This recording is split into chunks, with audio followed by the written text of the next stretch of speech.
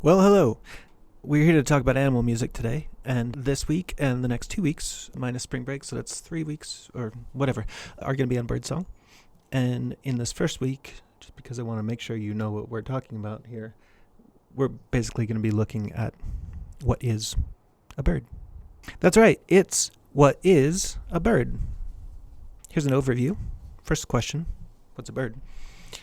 We'll talk about the reptilian past of the birds and their present-day diversity. Talk about some of the vocalizations of birds, their songs versus their calls, something we've talked about briefly, but haven't really dealt with, and how they produce these sounds, how it's different from other animals we've been looking at, different from mammals.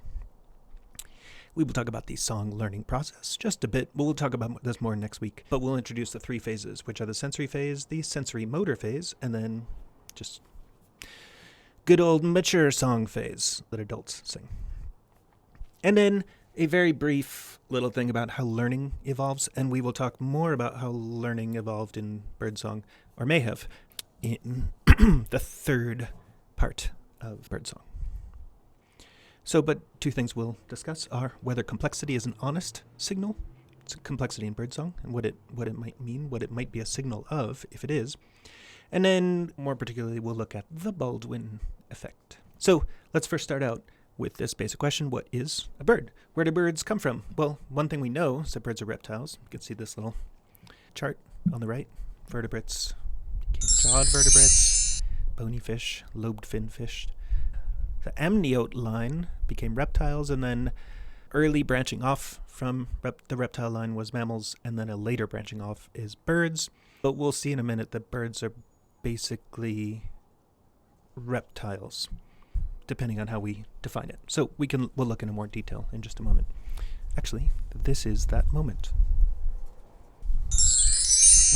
There we go, birds. So this term reptile is actually not a great term in the cladistic sense, right? Cladistics is just the kind of chart that you see there. Because the animals we think of as reptiles do not derive from a single ancestral group, unless we include birds in that group. And then also dinosaurs. I really could have put dinosaurs under that little bracket with reptiles, but I didn't. So what do we mean by this? Let's look in more detail. So if reptile equals sauropsid, right, then a bird would be a reptile. So there are 3 groups of sauropsid. As you can see, there are the squamates, right, the turtles, and the archosaurs. That's just how you read the diagram. And so the squamates would be all those guys, the tuatara, lizards, and snakes. Lizards and snakes fall under the lepidosaurs. The turtles are the turtles. And then the archosaurs are the crocodiles, dinosaurs, and birds. So if you're going to say reptile equals sauropsid, you would include all those things. Alternatively, you could say reptile equals squamates and turtles and just ignore archosaurs altogether, but then you don't get to include crocodiles or dinosaurs among the reptiles. So assuming crocodiles are reptiles and so is everything else, like turtles, tuatara, lizards, and snakes, then birds are also reptiles. Okay, that's, we're still going to use the term in the normal way, but it's just, when you're thinking about the biology of birds, it's important to recognize that they're not just descendants from reptiles, like they basically are a kind of reptile, every bit as much as a crocodile is. Okay. So, but what we can ask is, what were these early archosaurs like, around 200 or 250 million years ago? Birds today, we might think, or we might reckon, do seem very different from crocodiles. What might their common ancestor have looked like? Well, let's just take a look at birds and crocodiles. There's one. There's a bird inside a crocodile. I'm not sure what's going on, but that's what's happening there. So let's look at some early birds, and you're going to see that there is a big extinction event. An asteroid hit in about 66 million years ago, and that's the thing that killed off most of the dinosaurs, and just the dinosaurs that it didn't kill off are called birds.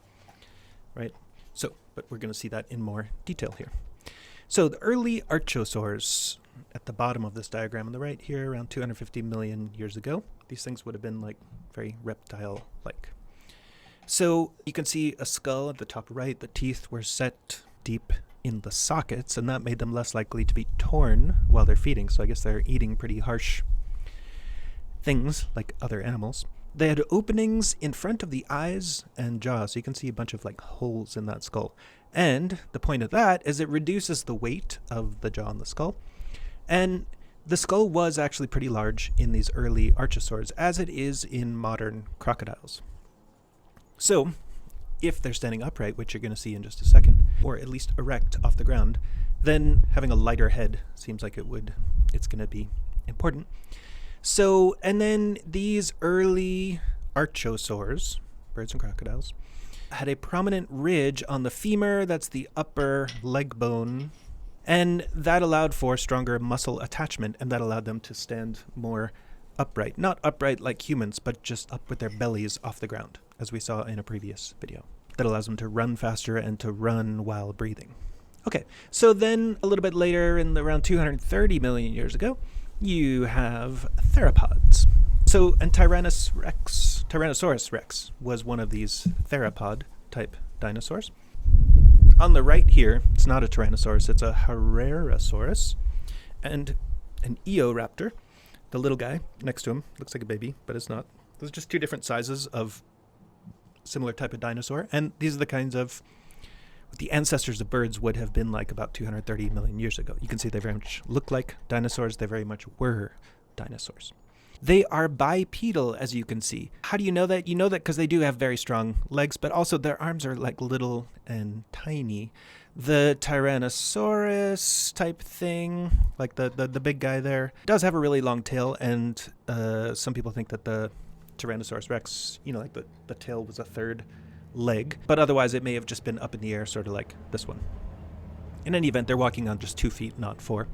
And then what's really pretty important is that their arm joints are not flexible. Like, they start to develop these grooves in the elbow. The maggots of the elbow really doesn't have as much range of motion, so they're not pronating the elbow or the wrist. The arm becomes a bit more rigid, and that really suggests that they were probably flying, or gliding at least. So then a couple of other things about their body type, or body shape. They had a furcula, which is not a word that I knew before. Wikipedia told me about it, but it's the wishbone. You do know about the wishbone when you're taking apart a chicken, when you're eating it. What's going to be important, as we'll see, is like they grow, not exactly sure if this is the same as the wishbone furcula thing, but they grow a big, thick sternum, and the muscles attach there, and those muscles, that you need to have a really strong sternum in order to have flight, really strong muscles attached to your wings so you can fly. Right? So the development of this stronger sternum is part of being able to fly. Their bones also become a bit more hollow, so they're air-filled, which makes them lighter. They are brooding their eggs already at this time. So I don't know if you'll remember the crocodile video from last week, or a caiman video, where the mother is burying the eggs in the sand. And that's the same as what turtles do, right? They bury their eggs in the sand. So at least with some dinosaur types, early dinosaurs, or just dinosaurs, some of them at least were sitting on their eggs to keep them warm. So that presumably allows a different kind of development in the egg, or maybe just spreading out to other parts of other ecological niches. And then at least some of them, these early theropods, or these theropods from 230 million years ago, at least some of them had feathers. So we don't think of reptiles today as having feathers. I don't know that any of them do. I think they don't. Birds do. But dinosaurs, at this time, 230 million years ago, when we would think of them as still being kind of reptilian, at least some of them had feathers. Okay, so if those on the previous page were the early birds, we have now some mid to early birds. The aves theropods, and I actually don't have very much information on this, but Allosaurus is one of them. You can see him on the right. It looks a lot like a Tyrannosaurus rex. Coelurosauria is another category of dinosaurs. This is happening about 166 million years ago. So on the last page, we were at 250 and 230 million years ago. Now we're at 166 and 160. And you can see on the right there, those again look a lot like Tyrannosaurus type things. And that one's actually called Eutyrannosaurus huali. It's a coelurosaur. And this is just a slightly more developed version of the guys we were looking at on the previous page. So they do have feathers, and apparently they do have some scales also, and like for instance on their feet. So at first I thought that was strange, conserved both feathers and scales, but thinking about my chickens And I think my chickens do have scales on their feet too. So this is a early bird-like type thing. And these postures on the right here, I do think my chickens sometimes get into those postures. Okay, then also in the coelurosaurs, there was an increase in the proportion of the brain that was occupied by the cerebrum. Birds don't have a cerebral cortex, but they certainly have the equivalent of all the regions that we have in our cerebral cortex. I mean, they have basically those things. So higher parts of the brain are getting bigger in these animals, and their brain size is getting bigger, I believe.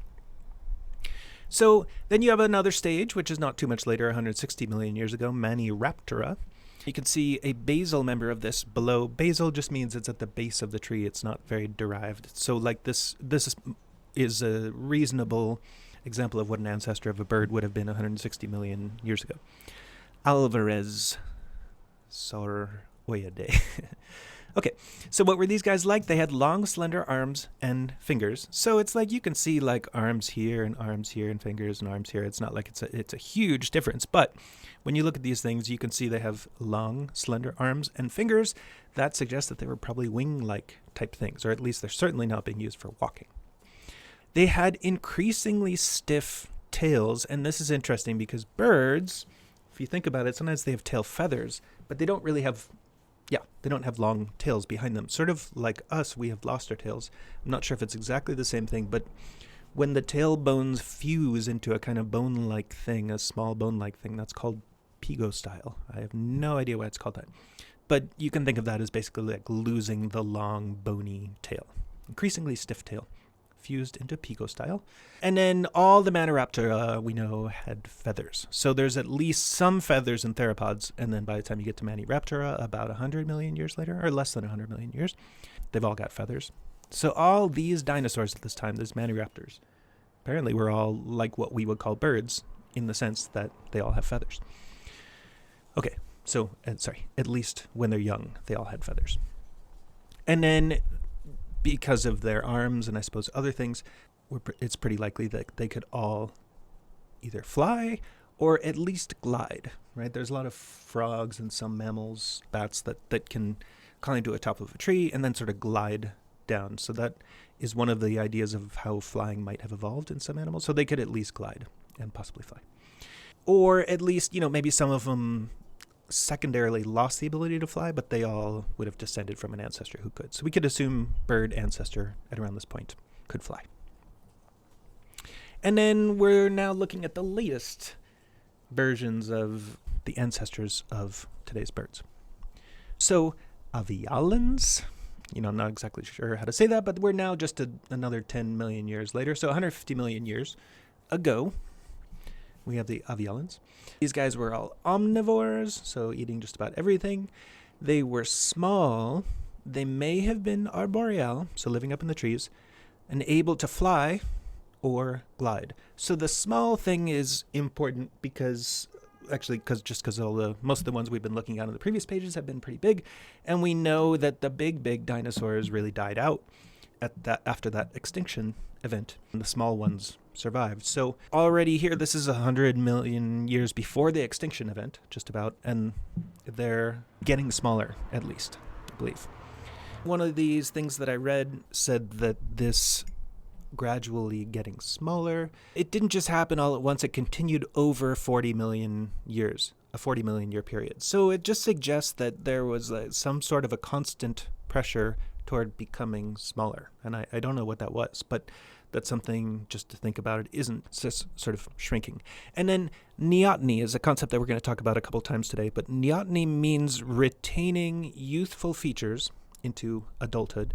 And this happens with dogs. Dogs are like neotenous wolves. We humans are probably neotenous chimpanzees. In any event, anytime you domesticate an animal, it often becomes a bit more neotenous. Neoteny in dogs, it tends to coincide with floppy ears, a little white chest, big eyes, and then also an extension of the ability to learn. So if birds we were sort of like dinosaurs that became more and more neotenous over time, they became smaller, but they also retained youthful features later on. That's at least a reasonable account of how many species of birds develop the ability to learn in songs. It's something we'll talk about later in this presentation. So here's a famous early bird species called Archaeopteryx. I believe it was one that Darwin wrote about in The Origin of the Species. But in any event, it was known at around that time, and it is some sort of a hint of support for Darwinian evolutionary theory. I can't say that I understand exactly why that is, but in case you want to Wikipedia it, you can look up Archaeopteryx. And so it has features of both its reptilian-like ancestor and its avian, the avians that would come after it. So in the reptilian sense, it still had teeth, right? Most birds don't have teeth. I'm not sure if any of them do, but most of them don't. Reptiles do have clawed fingers, but birds don't, right? They have wings. And then reptiles have long lizard-like tails, and then birds don't. So the Archaeopteryx that you can see on the right has still those features, but it's also bird-like because it really has wings, the flight feathers. So you can assume that this was a very bird-like thing. So something like a bird certainly existed 155 million years ago. And then the things that we call modern birds apparently were around about 160 million years ago in the late Jurassic. I haven't seen Jurassic Park for a while, but I'm kind of curious if they showed birds being there or only dinosaurs. They lost the clawed fingers, right? Clawed wings. And then they lost the teeth around 130 million years ago. At around 100 million years ago in the late Cretaceous, they developed a wider, more open pelvis that allowed them to lay larger eggs relative to their body size. That's going to be important when we talk about humans. Humans developed upright posture, which sort of requires the hips to be narrower. But humans also followed a trend of not laying babies, but creating babies with bigger and bigger heads. But that doesn't work if the hips are smaller and smaller. So those two trends oppose one another, and what ends up happening is humans end up not laying their babies, but giving birth to their babies when the babies are less mature. So it's something that we'll talk about later, but it's very interesting. And it might be one of the reasons that mother-infant communication is so important in humans, and therefore it might be one of the reasons that music is very important in humans if it's central to mother-infant communication. Okay, and then around the same time period, 95 million years ago, birds develop a better sense of smell. And I just am noting that it's kind of interesting because you might not even know because birds, their beaks smell, but apparently birds have a very strong, good, sensitive sense of smell. Then, the timeline here is a little messy, but ornithothoraxes, this is just one of these phases. You can see it's actually between avialans and somewhere in here. It's right around this 130 million years ago category. But what's important there is they developed the enlarged sternum for wing attachment, and they've lost the grasping hands. Right. So, but this enlarged sternum is important because, as I mentioned, you can't really fly without very, very strong muscles. And those muscles have to have something to attach to. So if you look at a bird's sternum, it's really very thick. Okay, just a little bit later, 124 million years ago, you have the Ornithes. So ornith is like a bird type, and U means true. So this is some form of true bird type thing. And these guys were, and I'm pretty sure this is still in the category of aves. So these early birds that were the ancestors of, I think, maybe all the birds that are alive today, were semi-aquatic.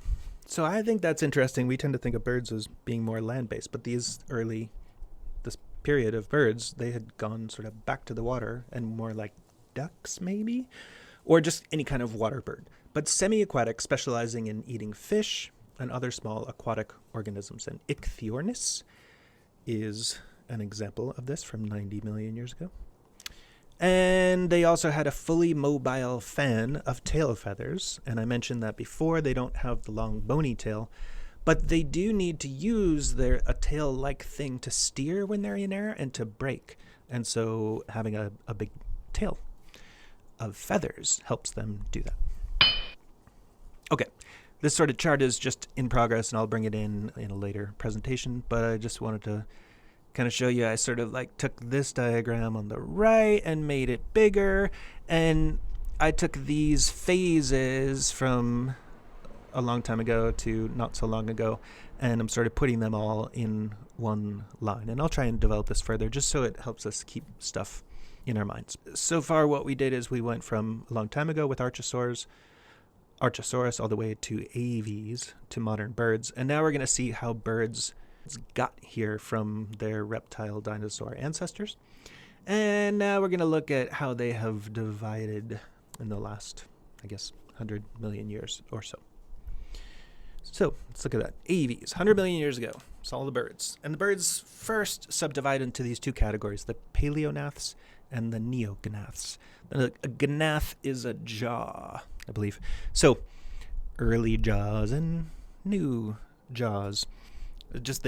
When you look at the skulls, they're slightly different. So the jaw is not terribly important, but you'll see there is a slight difference in these two kinds of birds. So here's a little picture.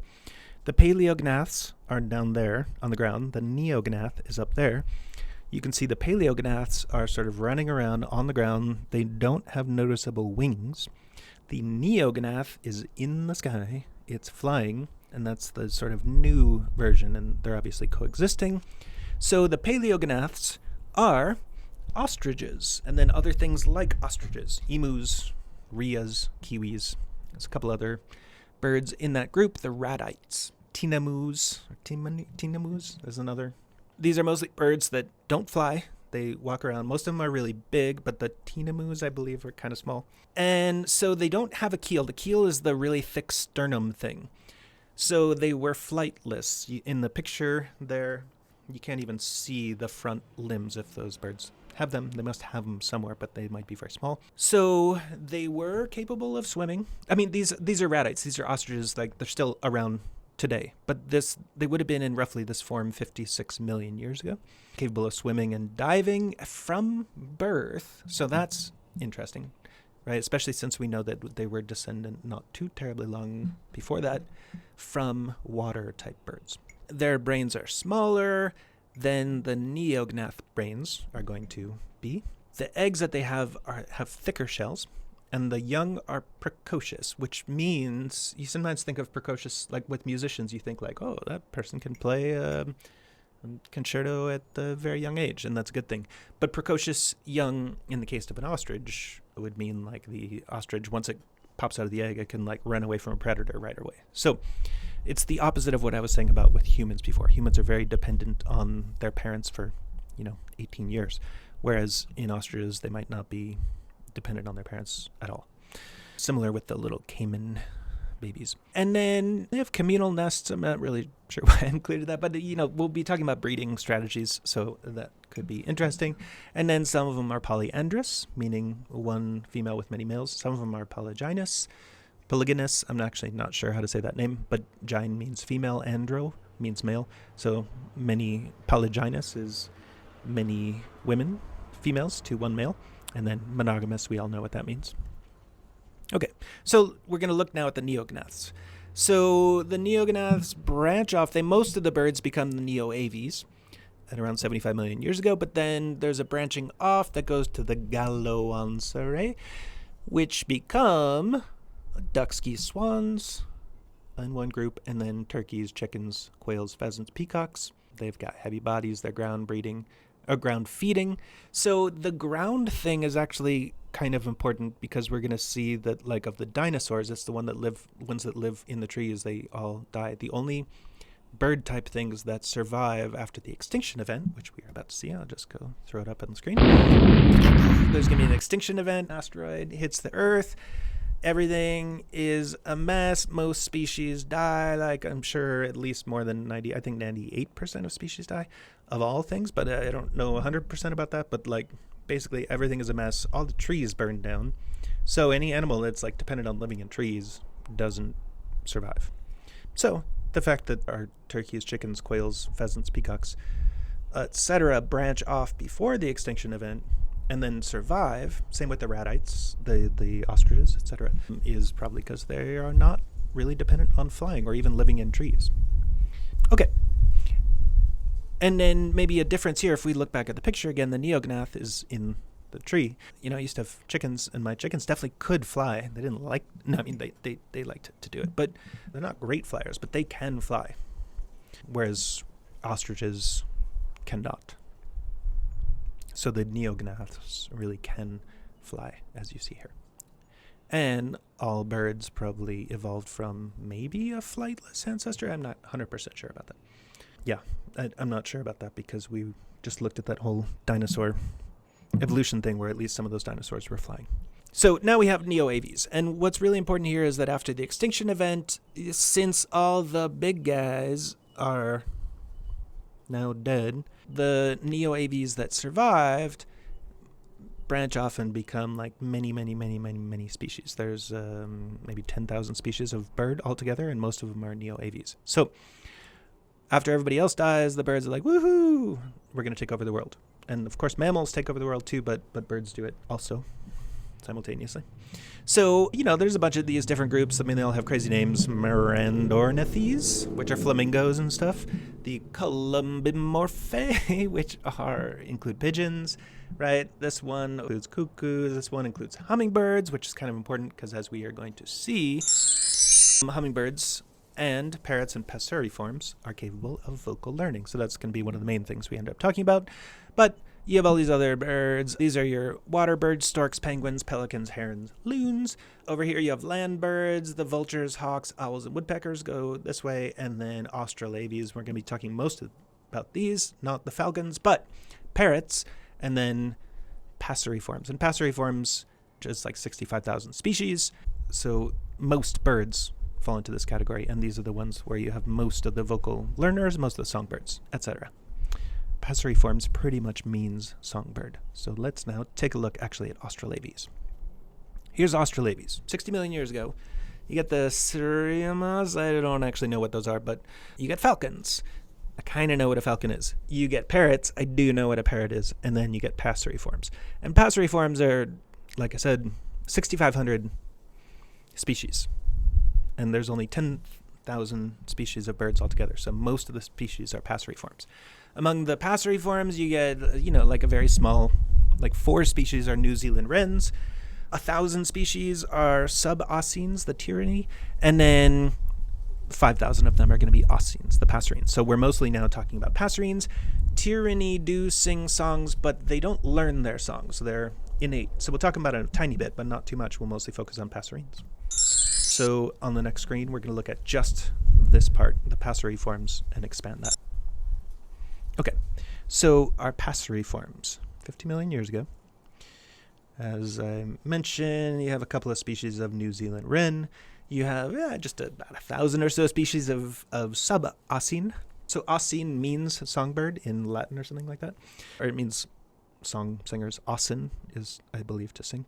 So 1,000 species of Tyranny and 5,000 species of passerines. And then we'll look at the Tyranny first. So they break up into that one group, the Eurylomides. Then you have the main group, which is the Tyrannides, and they divide into these 2 groups, the Tyrannida and Furnariida. I'm just throwing in here among the Tyrannida, there's 2 species that we'll probably talk about. So the tyrant flycatchers. You're going to read about them next week in a couple of articles by Arch McCallum. And these tyrant flycatchers, they have a really cool song, and it's different in the morning versus during the day, but it's not learned. It's innate. So that's one of the interesting things about it. And then mannequins, you're going to see there's all kinds of crazy dances that the mannequins do, which you'll read about in the 3rd week. Okay, but for now, let's talk mostly about passerines. Passerines subdivide into corvids and passerides, corvides and passerides. Among the corvides, you have, of course, corvids, which are crows and jays and ravens and stuff like that. But then you have all these other groups, and these groups do like massively fascinating things. The lyrebird, the bowerbirds, birds of paradise, they're brilliant. We'll look a little bit at the magpie and cowbirds too. Not that they're not as brilliant, they're just, Okay, and then I only have dates for some of these things, but for the birds of paradise, they branched off from the others at least 24 million years ago. So that just gives us a rough sense of this timing. And then among the Passerides, still Passeridae is the largest number of species, I believe. But you have, mimids, the mimids mimic, right? So mockingbirds and thrashers, they can all, I believe, learn songs throughout their lives. Learn other birds' songs. Sternidae, I've included here the starlings and the mynas, and they can also learn other birds' songs. In the Passeriformes, there's a whole bunch of groups. In the Passeriformes is the hugest family, I believe. But sparrows, finches, robins, nightingales, thrushes, tanagers, buntings, wrens, warblers. That's all things that we might touch on, and various authors of ours will touch on those. Swallows and larks are in this other group. So really, Passeriformes is huge. It's just like, it's a mess of many, many different species. But I wanted to at least put some of them up there and give you a rough sense of the various species that we will talk about at all. I'm sure I will have missed some. But in my own experience, it's sort of like every time a writer mentions a new species, I'm always like, oh God, what is that? It's always something I've never heard of. So I wanted to put the species that we might be talking about even for a few moments just on the page so we can see them. And I've done that here too. The cast of characters that we'll be talking about in the next couple weeks. Certainly there will be a few more, but these are some main ones. Among the non-singing characters in our show will be the chicken. Some different finches, zebra finch and Bengalese finch, are actually close related, whereas the house finch is a different kind of finch entirely, but they're all called finches. Dancers and artists, these are the birds of paradise, the bowerbird, mannequins. You have brood parasites, which are like the cuckoo. They're animals that lay their eggs in other birds' nests and sort of trick them into raising their babies. So that might be interesting for us. And like, how does a baby cowbird learn its song if it's raised by a completely different group of parents? You have mimicking birds. So the European starling, the northern mockingbird, the superb lyrebird. You have some duet singers, the Australian magpie and the cannebrake wren. Or canebrake. I believe it's cannebrake. I don't know. I guess it could be cannebrake wren. And then you have some sort of miscellaneous category, but true vocal artists, the nightingale, the hermit thrush, American robin. These are just birds that I really want you to get a chance to know about just because their songs are complex and interesting. Among the vocalizations of birds, writers sometimes distinguish between songs and calls. And so let's look at that in more detail. And when we've looked at other animals in the past, the birds, reptiles, amphibians, even insects, we didn't really distinguish between calls and songs. But we can now. It's not always going to be a hard and fast distinction, but it is probably useful. So all birds, all the ones that we've seen on those pages, probably all those dinosaurs too, they all vocalize or they call, right? Calling, we could say, is the same thing as vocalizing, I suppose. But not all of these birds are considered to be songbirds, birds that sing. So what's the difference between a call and a song? Virtually all of the 10,000 plus species of birds do vocalize, but only about 6,000, the passerines, are said to sing. Passerines, parrots, and hummingbirds, actually. So what's a song versus what's a call? A song tends to be more elaborate than a call, flexible, something that's learned rather than innate, something that's used in courtship or defense of a territory rather than some other circumstance. And songs tend to be somewhat more common among males, but that's depending on the species. And it's not really true, and something we'll look at, I guess not in this presentation, but there's an article that came out in 2014 that said, so the trend in science is to assume that it's ancestral, meaning it's, that the original condition of birds was for only the males to sing, and in some species, females have also developed singing. But turns out that that's not true. So once you sort of take all species and look at them, all together and do a statistical analysis, you find that almost certainly the ancestral condition of birds, so somewhere down there in the aves group around 100,000 years ago, not sure when, males and females both sang. And then it's the case in some species today that only the males sing, that females actually lost song. So I think that ends up being important. And what's also important about it is like scientific research tends to focus on birds of North America and Europe. And those are the birds where it tends to be the case that the male sings, but the female doesn't. Okay. So now calls. What's a call relative to a song? A call tends to be simple, stereotyped, as opposed to flexible, innate, as opposed to learned. So a somewhat more general function, meaning not just for attracting mates and defending territory. And then something that's common to both sexes and juveniles, is not just associated with males, not just associated with adults. Okay, so now we can ask, how do birds make sounds? We've seen this picture before from, it's from an article that I read that you guys didn't read, from Ladish and Winkler from 2017. You have syringeal muscles in red. You have in there these labia, the lateral labia and then the medial labia. Oh, this is medial, this is lateral, and then this is ends up being the syrinx, and when air goes through here, it makes these guys rub against each other, and that produces a tone, and birds have two of them, so some birds can produce two different sounds at the same time. So the vocal apparatus in birds consists of three subsystems, and this is just like what we saw in the second week of the class. Same with mammals, same with most of the other animals, just not fish. So it's got a respiratory system. It's got a vocal organ. In this case, this is the syrinx, and the syrinx is not homologous with the larynx in mammals. We'll look at that term in just a minute, but it means it's not the same organ. And then the upper vocal tract. So just like with humans, you got the lung system, you got the larynx in mammals, and the mouth and throat, which shape the tone. You do the same thing in birds. It's just that the thing that produces the sound is not in the larynx for birds, it's in the syrinx. Okay, so homology versus analogy in biology. What do these terms mean? A homologue is a shared feature across species that derives from the same source ancestrally, and an analog is a shared feature that derives from a different source. So let me just give an example here, like the wing in a bat and the wing in a bird and the wing in an insect. That's a shared feature. They all have wings that help them fly.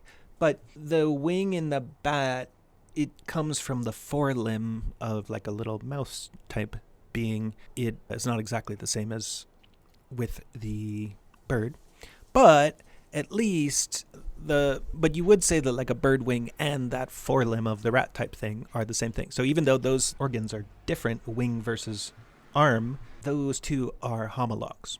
I realize that may have been obscure, but I think we'll see more clearly in just a moment. So the syrinx in the bird is an analog to the vocal folds in the larynx of the mammal. But if you look at the respiratory system, the lungs, and then the vocal tract, right, like the mouth and the esophagus and everything like that, those are mostly homologous. They're the same structure. So the big difference is that the buzzing thing is not coming from the vocal folds in the larynx, as in mammals. In birds, it's coming from a different organ, which is at the base of like where the trachea hits the lungs. And that thing is called the syrinx. Those guys are the syrinx there. So how do birds make sounds? Let's look first at the respiratory system. Then we'll, I guess, look at the vocal organ, which is the syrinx. In the respiratory system, you have lungs. You can see these to the right. The lungs are not labeled, but all those air sacs are in the lower right. You have lungs, you have a sternum, you have a rib cage. We saw that frogs didn't have a rib cage, but I believe reptiles do, and birds do. And then there's these air sacs, and the air sacs is complex. That's not exactly like what we don't have that, so that's not homologous with what we have. And birds are a little bit different, and the air goes like just one directional through the lungs. In mammals, it's the flow is tidal, like air goes in and then out. And somehow in birds, it's always going the same direction, but I don't really understand that. And then in birds, you also have intercostal muscles, so muscles between the ribs, right, which frogs didn't have because they didn't have ribs. And then also abdominal muscles, which frogs did have. And then, as I mentioned, in birds, the airflow is unidirectional, whereas in mammals, it's tidal. So the tidal means it goes in and out, whereas in birds, it somehow always goes through the lungs the same direction. And like I said, I don't completely understand it, but there's that. So upper vocal tract, this is going to shape the sound. Up here, you have the beak, the larynx, which is right there, and then the tongue. And those things are going to shape the sound. The sound's going to come up here from the syrinx, go through the trachea, and then be shaped this way. Now, to the vocal organ, the syrinx. The syrinx is at the base of the trachea. And then so you can see this is the trachea here, and syrinx is down in there. But then that's the same thing here. This is the long trachea. This is the syrinx. This is the larynx. So in mammals, we have our buzzer here, whereas in birds, they have the buzzer in there. And there is one syrinx on each side of the base of the trachea, where the trachea meets the lungs. And there is quite a bit of diversity in the structure of the syrinx across birds. And we're going to look at that briefly on the next slide. So birds obviously sing very different songs. So you could ask, are they singing them because their minds are different or their preferences are different? Or are they singing different types of song because their bodies are different? And in some sense, their bodies are actually somewhat different. So they're playing different kinds of instruments, is what you could say. The syrinx is different in each of these birds. Let me just say up here, this is a bunch of different syrinxes of birds. This is like a little tree, the paleognaths and the neognaths and etc. So you don't have to pay too much attention to this, but I just wanted to show you what they are. So the ostrich is over here, the ratite. The subossine, the guys that sing complex songs, but they don't learn them, right? Those are in there. And then the Aussines, all the songbirds, are here. And the syrinx has two parts, so it can sing different notes. There's more muscles in the Aussine syrinx. Those are some of the main themes of this slide. Yeah, there's these different masses. In the non-songbirds, you have one or two pairs of muscles outside the syrinx. And then you might have no muscles inside the syrinx in some of these guys, or you might have some one or two sets. But in the Aussines, you're going to see there's like 8 different sets of muscles in the syrinx there. So the organ, it's almost like having more keys on your instrument. Yeah, that's a good way of thinking about it. And then so in the non-songbirds, that was that. Now in the songbirds, there's more things that make sound, basically, in the syrinx. The thing that resonate, the vibratory mass is a bit thicker, and that does correlate with like what kind of song is produced by the bird. And then what's going on over here is this is like the base of the trachea. This thing is called the tympanum, but it's not related to the tympanum in the ear. Any event, then it goes into one side of the lung and the other side of the lung, and then, so presumably in there. But anyway, these things are bones, and muscles can attach to those bones. So this is where you get a lot more of the musculature, and that's what allows for greater dexterity in songbirds. Now, this I found pretty fascinating, which is the size and shape of the passageway above the syrinx influences the quality of the sound that is produced. So you can see this up here. The trachea, this is just a picture of the trachea in different birds, and you can see it's like folded all over itself, sort of like the intestines. So this is, I think it's directly equivalent to when you have a French horn that is like wound around itself. Like if you unwound a French horn, it would be a really, really, really long tube. If you unwound any of our brass instruments, they'd be really long tubes. Most of our instruments that are tubes are wound up to allow for a longer tube in a smaller amount of space. I mean, the ones that aren't are like clarinet, flute, and oboe. Everything else is wound to some extent, and that allows you to have a lower fundamental, right? So changing the length of the trachea can make it so you can not just produce different tones, but really like be able to resonate those lower tones. So it's up to sometimes 20 times longer than it would normally be in certain species. It might get wider near the syrinx. So this is a case where this is the syrinx down here and this is the tube, and then there's a big wide thing.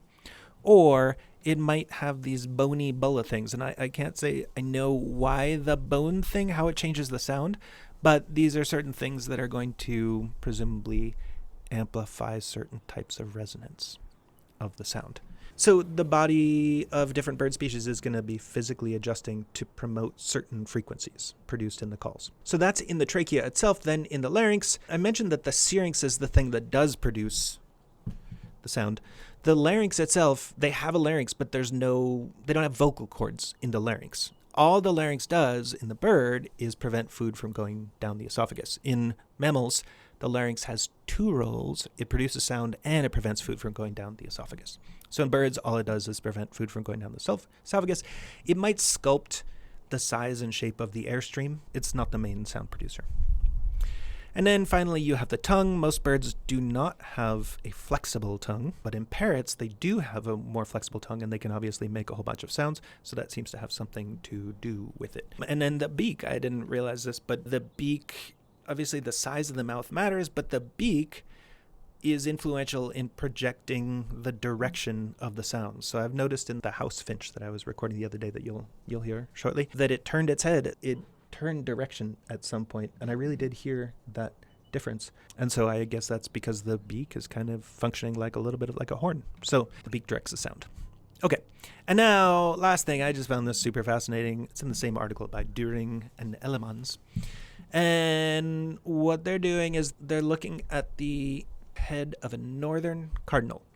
So the image at the lower right is showing the mouth cavity. So the OEC is the mouth cavity, and that's, you don't need to know that name, but oropharyngeal cavity. So oro is mouth, pharynge is pharynx. So anyway, it's the part of the mouth and the upper throat that shapes the sound. So the volume of that cavity is going to dynamically change in accordance with the fundamental frequency of the vocalization. So with us humans, what we do is we change the shape of our mouth and pharynx to bring out different vowel type sounds. But we also probably subconsciously are changing the shape of the mouth and pharynx based on whether we're singing a high sound or a low sound, and doing it in such a way that it's going to resonate best with the specific frequency that we're singing. So they look at a bird, they look at just one syllable, and on the left they have a picture of what the OEC, the mouth cavity, looks like at the beginning of the syllable, where it's like big and inflated here. And then at the right, at the end of the syllable, presumably the pitch goes up. Pitch is low, pitch is high, then the volume of the cavity is smaller, and you can see the measurement is it's 2 milliliters here versus only, like about a half a milliliter here. So it grows like 3 times in size it shrinks 3 times in size from the low part of the sound to the higher part of the sound, presumably. Okay. So the bird, when you see the bird's beak, you don't see that it's changing that much, but the shape of the throat is definitely changing and shaping the sound. Now, let's look a little bit at song learning. We talk more about this next week, but I wanted to give you a little introduction. So there's a sensory phase, which you can call memorization. There's a sensorimotor phase, which is babbling or trial and error phase, and then there is an adult crystallized song phase. And this guy here is a nightingale, I believe. So learning styles. All songbirds must learn their songs to some extent, and in most cases learning is prepared, i.e. it's constrained. So an example is the zebrafinch. The zebrafinch can learn its own song, and it has to hear the song in order to learn it, but it can't learn any song other than zebrafinch song. Its brain is focused in such a way that it needs to learn its song, but it can't learn anything else. So most songbirds can only learn the specific song of their species, kind of like the zebrafinch, and they must hear it at least once, and in some cases they have to hear it multiple times. Some species require a live tutor, while others could learn from a recording, so there's some differences there in how they learn their song, how many times they need to hear it, and whether it needs to be from a live being. So while the syllables birds can learn to sing are usually highly constrained, like with the zebrafinch, some species, more than others, can recombine or reorder these syllables to generate new utterances. An example of this is the Bengalese finch, and this is exactly what we do with speech and with music. We don't always learn new tones or new phonemes, but we reorder the phonemes, the sounds that we make, to produce new words and sentences, and then we even improvise new sentences, but based on statistical rules. And that's something that we'll talk about next week. So there are usually different rules that govern the ordering of elements, just like in human speech and in music. After all, birds are reptiles too. Mammals are only kind of reptiles. We're our ancestors were reptiliomorphs, but I think it's close. A very small number of species can learn new syllables, so we can learn new syllables. When you learn a new language, you have to learn new syllables. Some humans are just better at that than others. Among the birds, parrots are very good at this. Mockingbirds, mynas, lyrebirds are extremely good. I think let's just pause for a moment and watch a lyrebird video.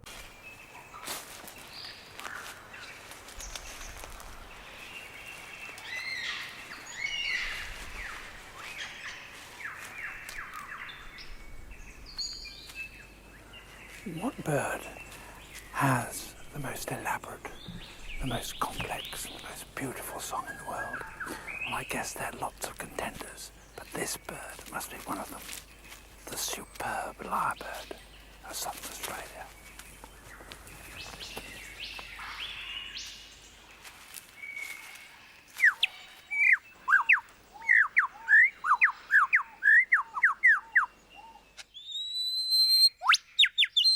He clears a space in the forest to serve as his concert platform.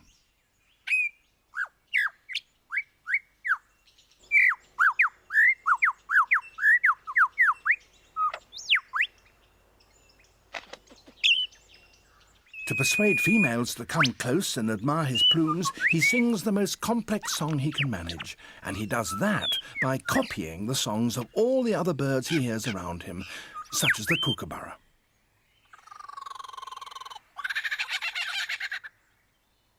It's a very convincing impersonation.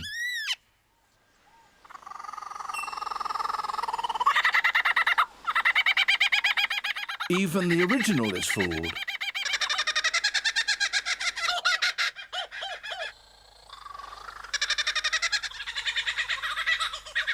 He can imitate the calls of at least 20 different species.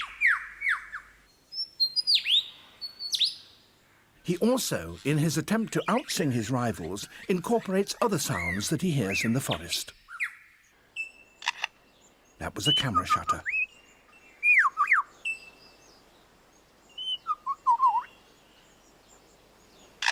And again.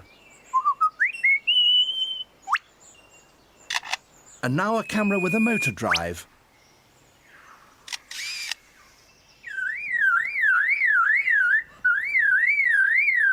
And that's a car alarm.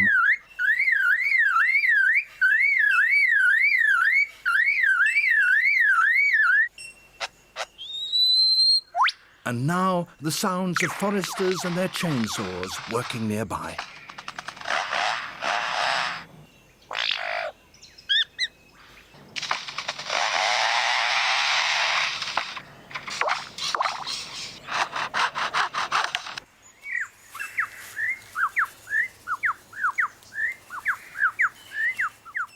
So, and finally, even in species in which females do not sing, females learn the songs of their fathers and later evaluate courtship song based on this model, something we'll talk more about next week. And then, just to point out, the vocal learning is really extremely rare in the animal kingdom. No fish that we know of learn their vocalizations. No reptiles that we know of learn their vocalizations. There's one reptile that has flexible vocalizations. So the fact that there's a bunch of birds that can do it, and the fact that that lyrebird and some other species can really do it as well as they can, is a marvel of nature.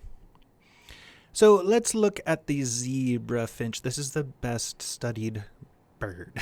One might say too well studied, just because I would say half of articles, at least in neuroscience, more than half of the articles are about the zebra finch, and the zebra finch only has one type of song, so you end up learning mostly just about the zebra finch. Any event, okay, lives up to about 5 years. It's got a bunch of different call times. We will not do that for now. We'll look at one call on a later page. That's just its song. It is able to successfully imitate its tutor song after it only hears it 40 times, and the song is less than a second, so it can hear just 30 seconds of this singing in its whole life, and that is enough for the zebra finch to successfully learn its song and then be able to perform it when it grows up.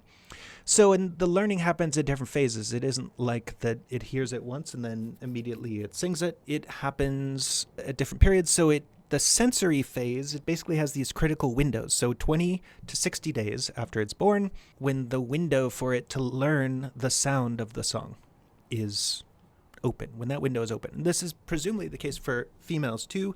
Females don't sing in the zebra finch, but they do have to learn to judge mates based on their song. So female presumably learns the song of her father or whoever is near her when she's growing up. So she probably has that sensory phase too, at around the same time. Song is then memorized as an auditory representation. At this point, the bird isn't singing itself, and this is called the auditory template. And then if the bird somehow doesn't hear the song by day 60, maybe the period could extend to day 70 or something like that, but basically the window closes and they won't ever be able to learn it. So that's what a critical period is. Then there's the sensorimotor phase, which you can see does start a little bit before the sensory phase ends, but this is where the bird is basically babbling. It's a motor performance of the song, and it's learned through babbling, and then it compares it with the auditory template. So if the bird is just producing random sounds like blah, blah, blah, blah, blah, and then as it does that, it has memorized in its head the sound of the template, and it evaluates its own motor performance. The sounds produced by its own motor performance, evaluates them against the template, and then gradually its performance gets better. And that is believed to be very similar to what happens with human infants. And then the adult phase is after the bird is about 90 days old. Then its song is pretty much crystallized, and it's pretty stereotyped. It doesn't change all that much. We can look at critical periods in the zebra finch versus some other birds, and this is specifically the sensory phase. So a critical period is time in an animal's development when the animal is best able to learn certain behaviors or procedural skills. This is a biologically determined time window. And it may be somewhat flexible according to the environmental context. Like I said before, if the zebra finch doesn't hear its song by day 60, the window might be able to stay open a little bit longer. But if it does hear any song in that time period, the window won't stay open any longer. Animals may be able to learn the same skills during a later non-critical period, but they will learn them in a different way, i.e. using different mechanisms. So we have a critical period for language we humans do. We can learn language as adults, but we end up learning it in a different way, something we're all kind of familiar with. So it's not that you can't learn things outside of a critical period, but a critical period is a sort of like biologically established condition where you have greater plasticity in your brain. You're more able to learn a specific thing. So some songbirds, like the zebra finch, have only one sensitive period during which they can learn song elements, and you can see that in this upper right-hand corner. And the birds that have just one period, it's like you could look at the black thing. So this is a 1 year of their life, and zebra finch has that little black period in there. And the range, like, you know, if you had to extend it, right, if it doesn't hear its song by day 60 or whatever, maybe you can extend it a little bit longer. So same with the white-crowned sparrow, almost exactly the same thing. With the song sparrow, it's longer, but it's the same thing. You have a critical period, and then you could extend it possibly. Then you get to the swamp sparrow, swamp sparrow, and a bird like the swamp sparrow can have multiple critical periods. So these are called open-ended learners. It isn't really that they can, apparently not that they can learn all year long. So some other birds can have multiple periods where they can learn song, and you call these open-ended learners. And examples here are the chaffinch, the canary, the starling, the nightingale. And one thing to point out is that this could result from the biological process known as neoteny. Neoteny is the retention of youthful features into adulthood, and the way it works is by slowing the aging clock. So I mentioned this just a little bit ago, but dogs are neotenous wolves.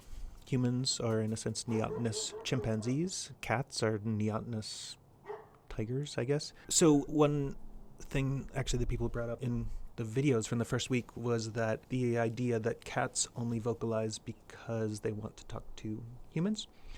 And a broader perspective on that, and the idea is that adult cats in the wild don't vocalize as much as house cats do. But neoteny would explain that. So kittens do vocalize, including in the wild, presumably. And they have a bunch of different vocalizations, and they communicate with their parents in that way. And it's just that when they get older, they might not do that as much. But house cats and domesticated animals are neotenous, so they retain youthful features until later in life. This makes them more tame, more friendly. And they're also more able to learn things later on. So just like there's the idea that you can't teach old dog new tricks. Well, you actually can to some extent, and that's basically because of neoteny. And the reason humans can still learn things as they're older, it has something to do with that neoteny as well. So let's now look at the sensorimotor phase. Sensorimotor phase consists of multiple subphases. You have something called subsong. We all do that. Soft rambling sounds, never the same from moment to moment, not acoustically related to any heard stimulus or stimuli. A babbling subphase. This is the first precursor of phonetic imitation. So maybe if your song, if I'm imitating that rooster across the way, my subsong might be, my babbling might be, and it might at first, I think, have a fewer number of syllables and phrases and later kind of build up to more. The plastic song phase, syllable structure. I found this super fascinating. So when you look at birds that have both, when they develop syllable structure and then also a syntax for those syllables, which we talk about next week, as they learn this, as they develop plastic song, they develop the syllables first and then the syntax forms afterward. So this hierarchy in development, syllables and then structure, parallels the sort of structure of the song itself. In the plastic song, the lower levels of the hierarchy, the note, the syllable, phrase, things like that,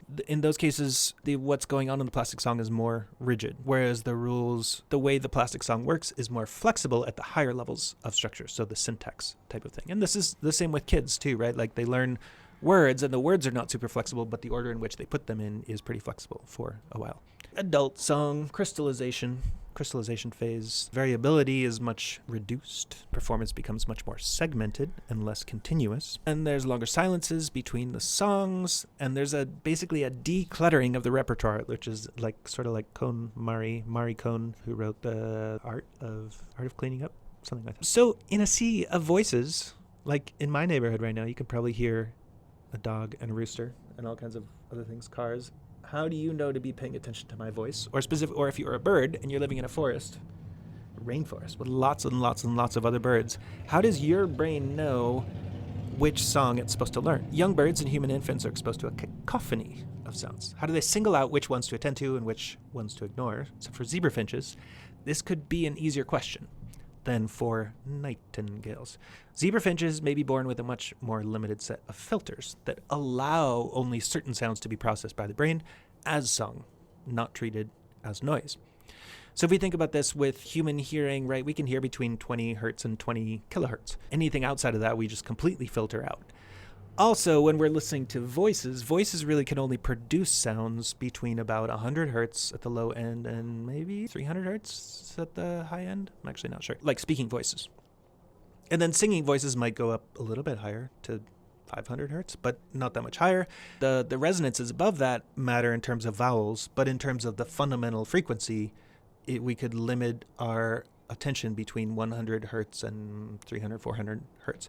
So our brain, when we come into the world, our brains might be the part of our brain that listens to speech and to song, to voices, might really be filtering out all the other frequencies and just paying attention in a certain range. Okay. So, and with zebra finch, it only has to learn one song, so it might do that. And this is the notion of prepared learning. This comes from Martin Seligman.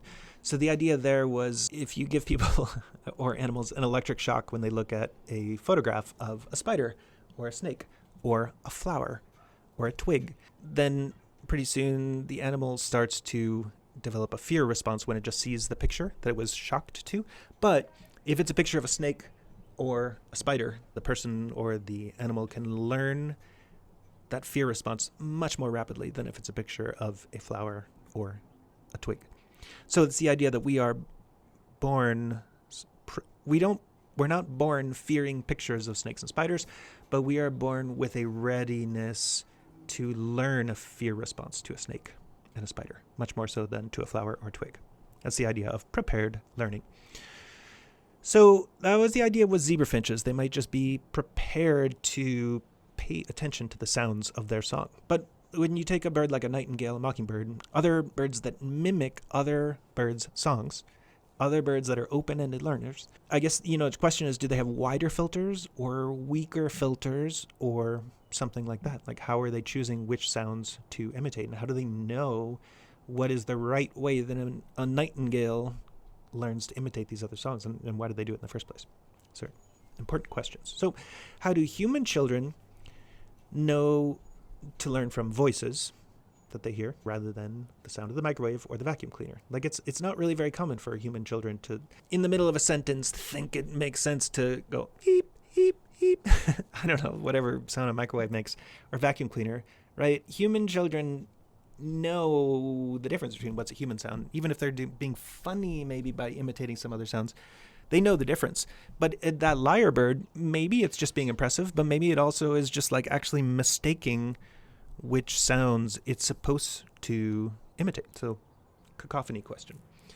And then in nightingales, we said that with zebra finches, they only have to hear the song for about 30 seconds. I mean, it's the same song repeated 40 times within 30 seconds, and then that's enough for them to learn it. With nightingales just have like this massive repertoire of songs, which we'll learn about in the next week or two. But for any one song, they really only have to hear it 15 times.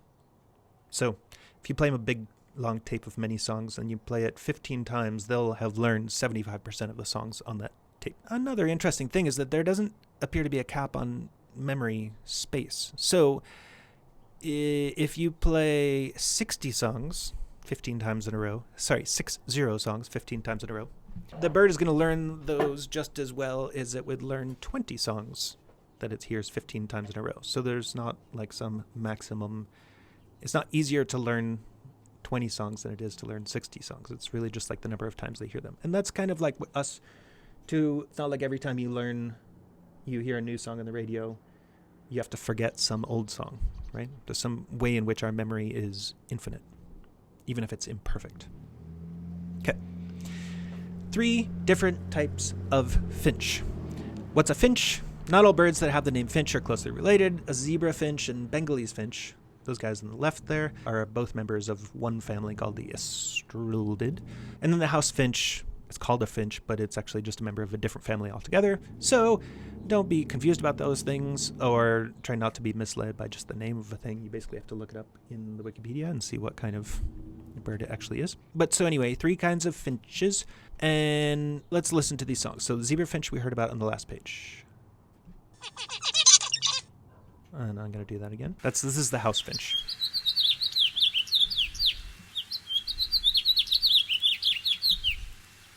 Okay. We'll listen to a little bit more of that later.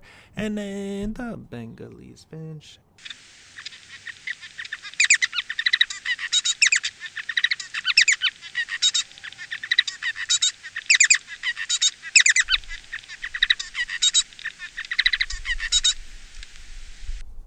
That's pretty awesome. So these guys are actually closely related. I want to play zebra one more time. You can hear a little similarity, but obviously the Bengalese finch song is much more complex. So the learning styles and song types among these 3 finches are a little bit different. So the zebra finch, it learns only its one song, and it's got the species-specific syllables and just one ordering. I'm not really sure, but I think maybe it can learn a different ordering from when it's born. It can learn whatever ordering, I think. But anyway, once it learns it, it only does it all in one order. So it's like if it learned the phrase to be or not to be, it never goes be to not be. So Bengalese finch, however, learns syllables of the species, just like with the zebra finch, but it can recombine them in various ways. And we'll look at that next week. It's really super fascinating. It's similar to what we do with music. And then the house finch. So the Bengalese finch can produce many, many, many different types of song by basically improvising using the given syllables, but then some sort of like rules of probability. Okay, and then the house finch, it's not related to these other 2 guys, but I did a little research on it, and at least across, so in individual bird, we can look at that, has multiple songs, but maybe just like 2, and then it might have some variance in one of these 2 songs. Now and again, it might substitute one syllable for another, it might add one on, it might get rid of some. It might reorder 1 or 2, but otherwise it pretty much sings just the same 1 or 2 songs. But then if you look all the house finches in one area versus all the house finches in another area, they're going to be different. They have these different dialects. So the pronunciation of the syllables, what you see is that within an individual, if you look at the same syllable each time it sings it, there's some variation. And then that's about the same if you look at all the individuals within a local population. But if you then compare let's say all the house finches in Albuquerque and all the house finches in Santa Fe or something like that, there will be actually quite a bit of difference in how they pronounce each syllable. So that's the idea of dialects. And that really shows you that they are learning stuff. But then once they learn it, it's fairly consistent. And then all the singers in one area tend to do it in the same way. Okay, and then in the house finch, the females do sing the same song as males, and then they sometimes add some extra syllables at the beginning. So I think they sing around courtship time, and they add some sort of like would you like to court me syllables at the beginning of their song. Let's listen to house finch one more time.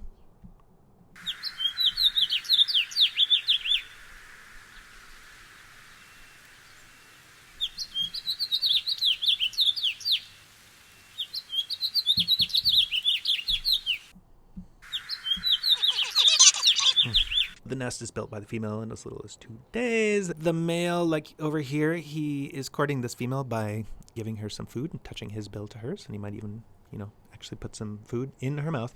He feeds her when, after they've mated, when she's incubating eggs, he comes over and feeds her. And then when the babies are born, he feeds the babies. So that's why they have that little ritual, presumably. The pre-mating ritual. And then females prefer males with redder heads, and I think this is kind of cool. The redness varies by season, so his red is presumably reddest. His head is reddest in the breeding season. And it's a reflection of what's going on in his diet, berries and other sorts of fruits. And so we can say, is it an honest signal or is it arbitrary? This is something we'll talk about in the 3rd week of birds. But the honest signal would be she really wants to know how good he is at foraging. And then the arbitrary signal would be back in the day, females liked males with red heads for some reason, but then that just got worked into the genes kind of randomly, and now it's just the case that all the females like males with kind of red heads, but just arbitrarily.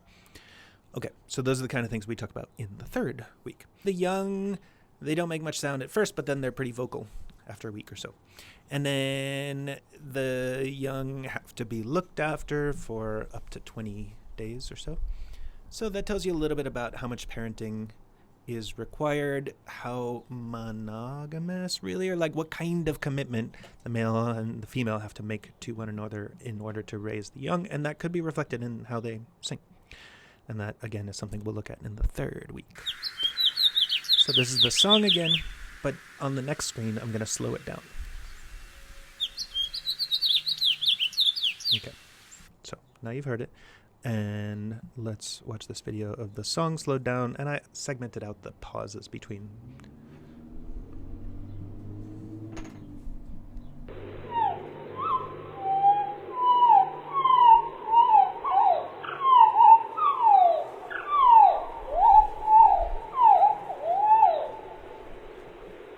So it's the first little phrase. Next phrase, similar.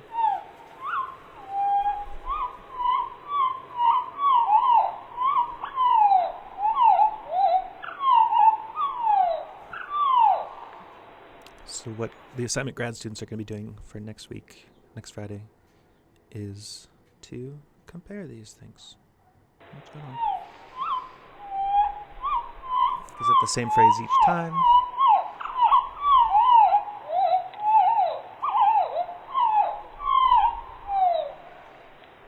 We'll listen to like one or two more of these because I want you to hear this. Oh yeah, here, the last one.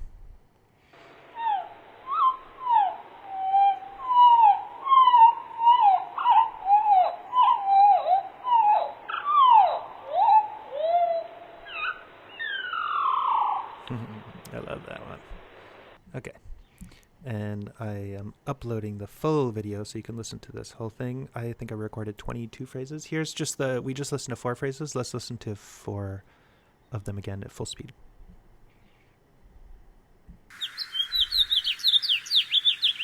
That's one.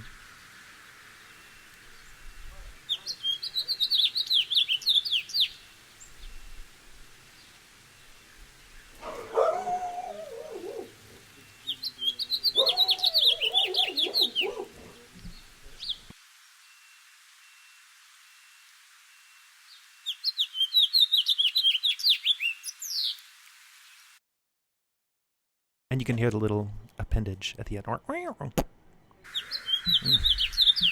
Okay, so let's look at why a bird would learn a song in the first place. You can see, like, this bird up in the upper left corner is kind of like, why do I have to learn a song? So many complex behaviors, you would think you'd have to learn them, but they can be innately programmed rather than tediously learned by trial and error. So a song or display that an animal sings, produces, it can be assumed that it's innate, like it's born into them in the genes, it's encoded in the genes. If offspring of that animal produce that call or display when they're raised in isolation, like so, if the bird never hears its parent sing and then it still produces that song when it grows up, you know that that song was innately encoded in the animal's genes. And it might also be innate if hybrids between 2 species that are also raised in isolation would produce a song that's intermediate between the adult songs of the 2 species. And we saw this with frogs, just briefly, with Hyla chrysochelis, I think I spelled it wrong, and Hyla femeralis. Hybrids of those 2 produce a song that's halfway in between. And the one at the upper right there is the chrysochelis. That was like the gray tree frog and some other gray frog. So the top point said, like, basically complex behavior doesn't have to be learned. It could be innate. But a behavior does have to be learned if it needs to be flexible. So complexity doesn't matter, it's flexibility really that matters. So then you can think about, like, if a listener is evaluating a potential mate based on a song, you might say, like, what kind of information is the song giving to the listener? The performance of the learned song, and if the song is learned, right, it provides information more than just about the song genes. How well that person or animal performs that song gives information about how well that person learns, or animal is able to learn things. So let's say someone plays a piece of music really well. Does that mean that that person is going to learn all things well, like they have a very big vocabulary? It could be the case. Does it mean that they'll be very good at learning dance moves? I mean, it might mean that, but it might not. This is the concept of transfer.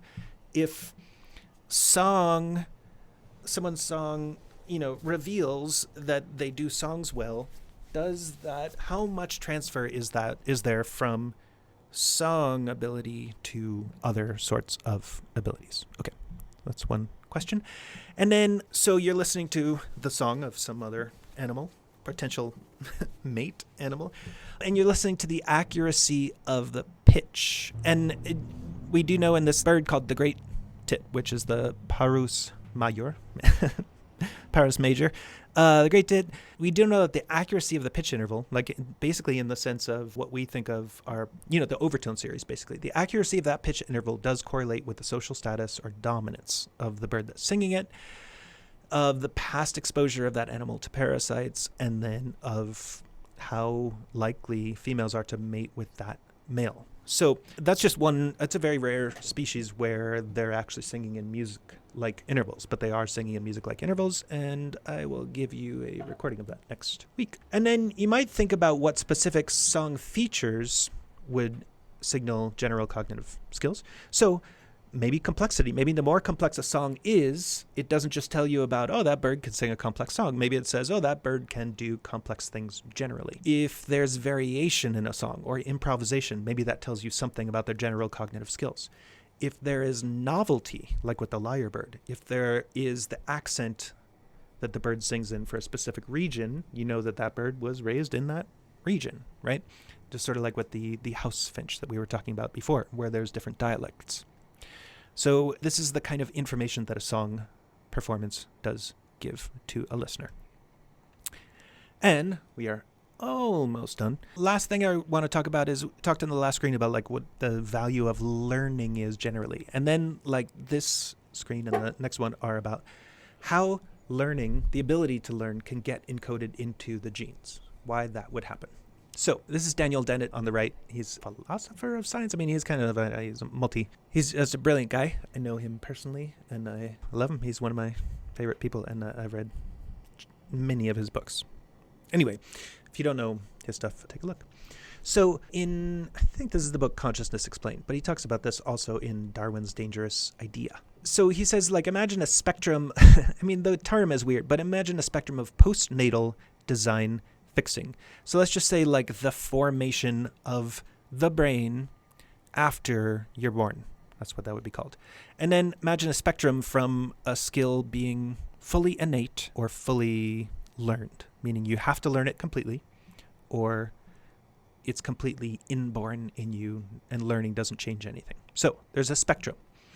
So examples of this would be like, something that's more at the innate level is learning to focus your eyes versus learning to improvise jazz piano. Learning to improvise jazz piano, you have to learn that. You can't just, no one's going to be born with that ability.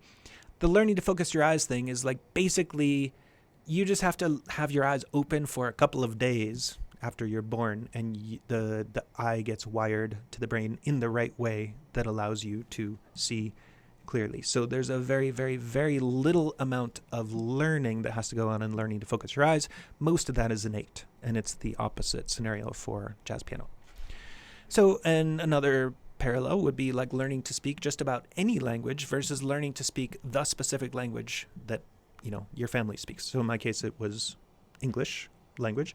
When I was growing up, there's like an innate tendency for human infants to listen to the speech of the people raising them and to learn the sounds that they're using and the order that they put them in. But I couldn't just have that language be innately programmed into me because languages change. And then how would my brain know which language group I was going to be raised in? If I had been born like 100 years earlier, I would be probably speaking some other language other than English, since none of my forebears are from England. Okay, so there's this general principle in computer science. I wish I knew what the name is. I don't, but I think we can still accept it. So the idea is that it's easier to design a computer, I should say program. It's easier to program a computer to do X than it is to program a computer to learn to do X.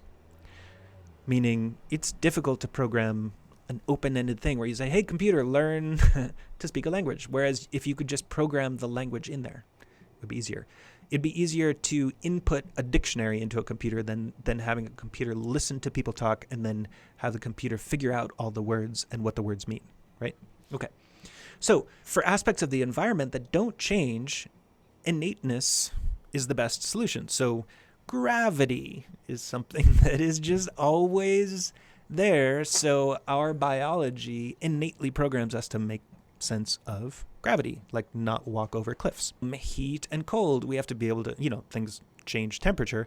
But anyway, our bodies know how to adjust to things like heat and cold.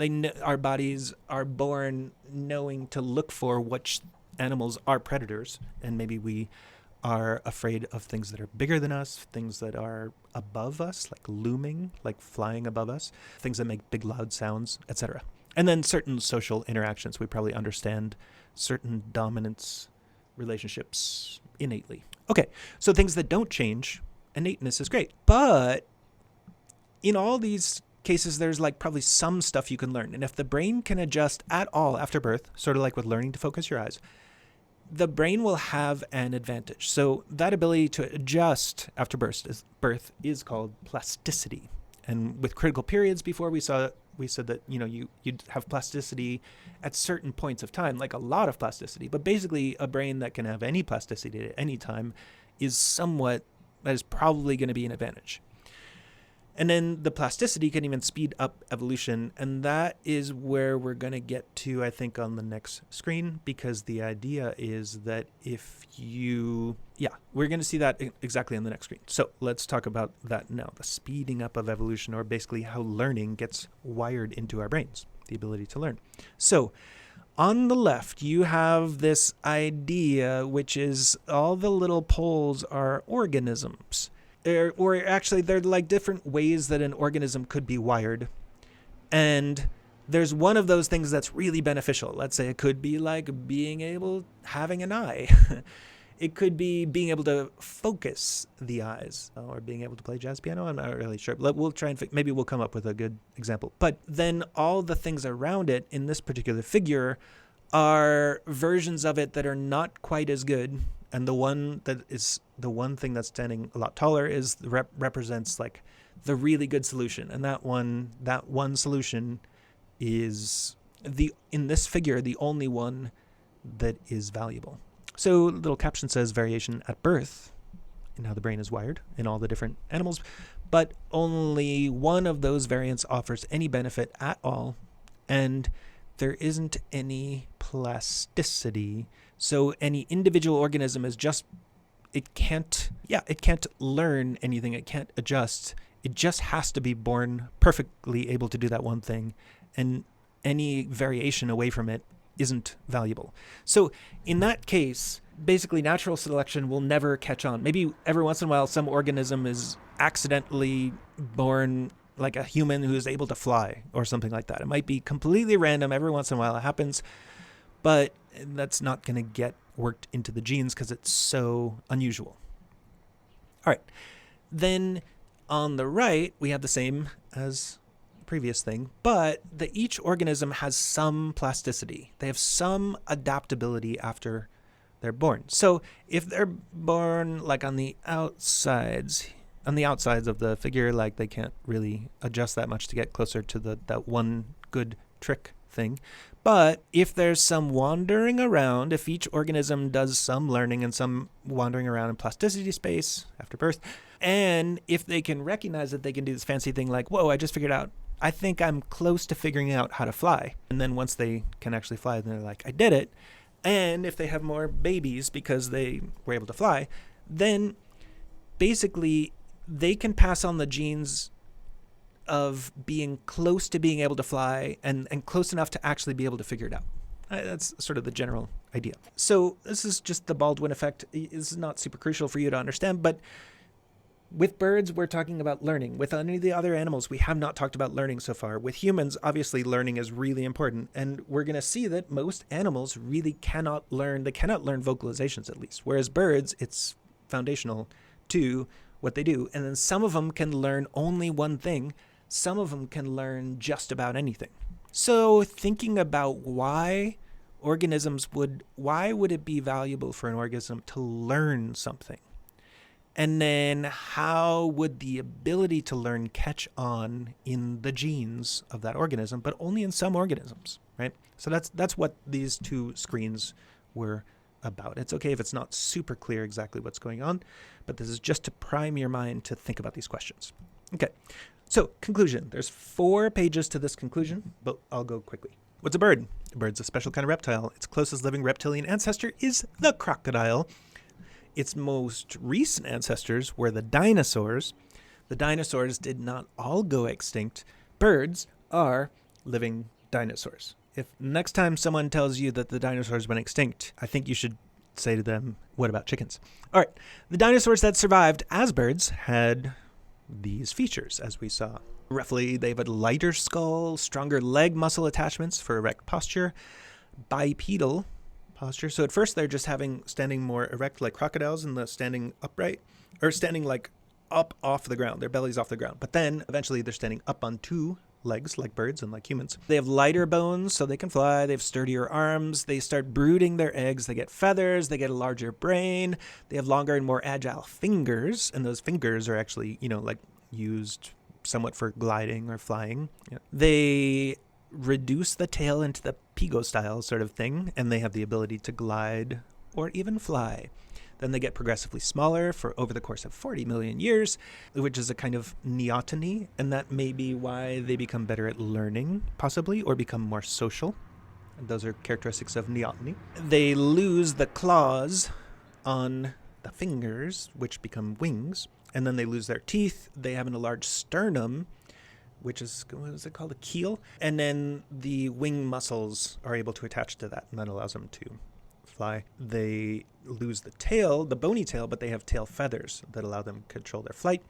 They get a wider, more open pelvis to allow them to lay larger eggs, which may allow them to have either offspring that are more precocious, or it could be offspring that have bigger brains or something like that. Vocalizations of birds. This is conclusion part 2. Songs versus calls. Not very precise distinction, but calls tend to be simpler, innate, less flexible, general in purpose, and produced by all, whereas songs tend to be more complex, learned, more flexible, specific to mating and territorial defense, and produced by adults, and be by both sexes, or in some species only by the males.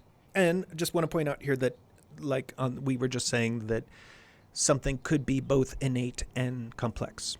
So this distinction here between calls and songs is not, it's not hard and fast distinction.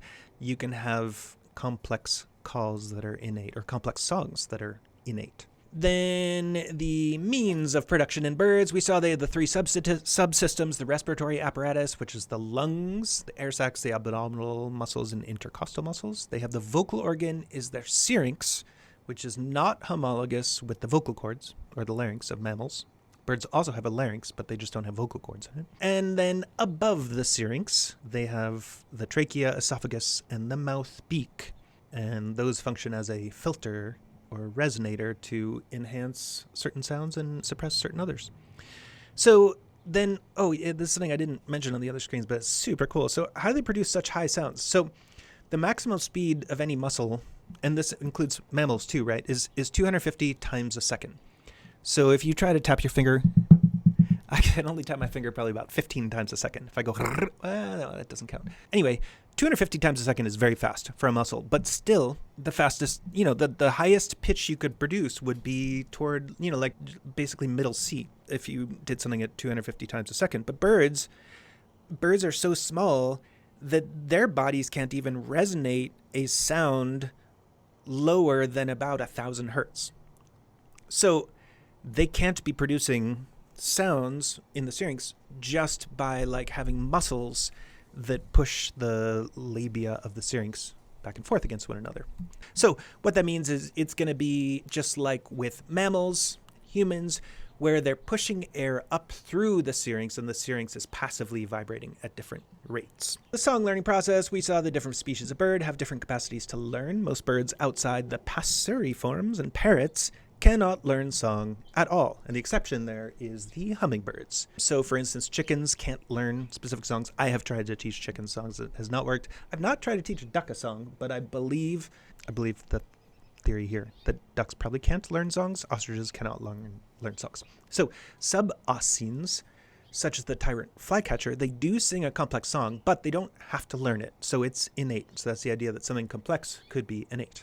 Some birds can only learn the one song of their species, but that they still have to hear it at least once during a critical period. So that's a zebra finch. So it's very close to having an innate song, but it's not innate. They have to hear it, so they have to learn it, but they can't just learn anything. They can only learn that one thing. So it's actually something, you know, like if you ran the evolution over, like, I don't know, another couple of thousands of years, maybe a zebra finch song would be entirely innate. But at the moment, it's not. Some birds can learn how to recombine the characteristic syllables of their species in multiple ways, according to the basic rules of improvisation. And the Bengalese finch is a bird that we'll talk about in the next week that does that. And that's similar to how we create new words and sentences and stuff like that. And that's also similar to how we improvise music. And then some birds can learn the songs of other birds in their environment. So mockingbirds are an example, and starlings and mynas and stuff. And then some birds can learn to imitate the sounds of other non-birds in their environment. So the lyrebird is an example. It imitates a camera and chainsaw and car alarms. The standard song learning process in the zebra finch is that there's a sensory phase where the bird hears the song and stores a template of it, and then a later phase where it's doing motor stuff and then listening to the sounds it's making. So it's babbling and comparing its own sounds to the sounds of the template. And then later is the fully formed, crystallized adult version of the song. And birds with extreme learning capacities probably extend the window of plasticity, or they have multiple windows of plasticity. Whereas in someone like the zebra finch, it's a limited window and it's only open once in the bird's life. Okay, finally, the last screen. How does learning evolve? What's the value of being able to learn? It is not the case that learning affords greater complexity. Remember this axiom that it's easier to program a computer to do X than it is to program a computer to learn to do X. And, I put computer in quotes because you can think of an animal. It's easier to program genetically an animal or a salmon to swim upstream than to program the salmon to learn that it has to swim upstream.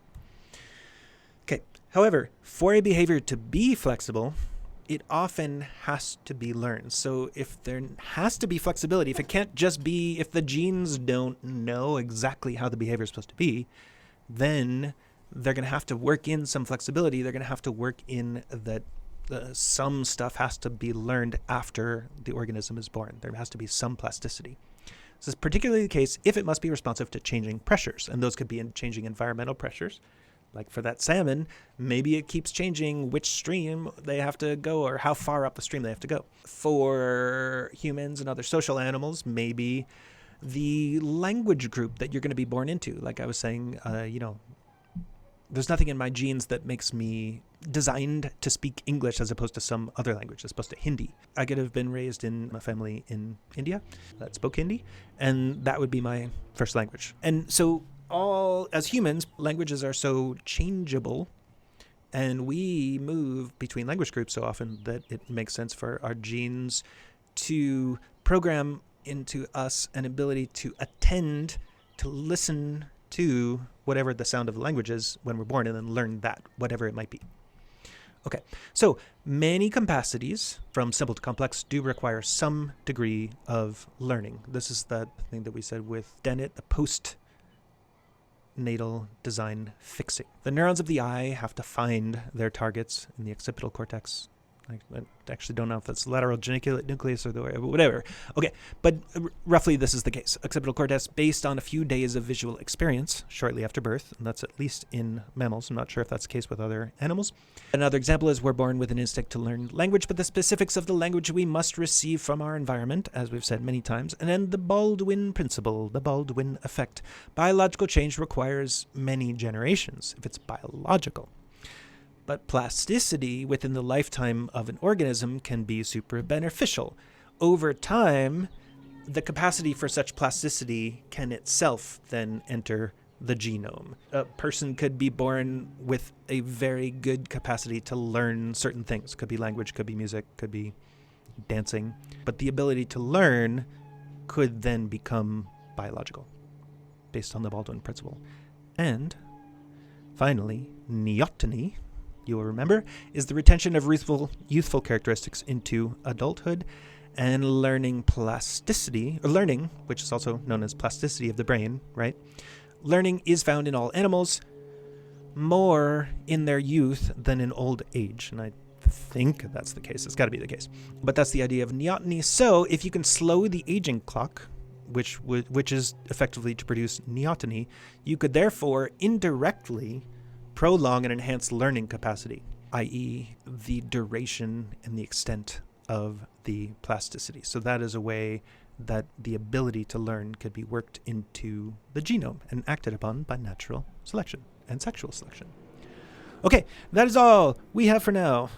Understatement of the year. Where's the mouse? Okay, bye everybody. Thank you. Sorry this presentation was late. Next week we'll do some more, and then the week after that we have spring break, and then the week after that we have one more presentation on birds, and I think it's going to be super fun to keep going with a lot of stuff on birds.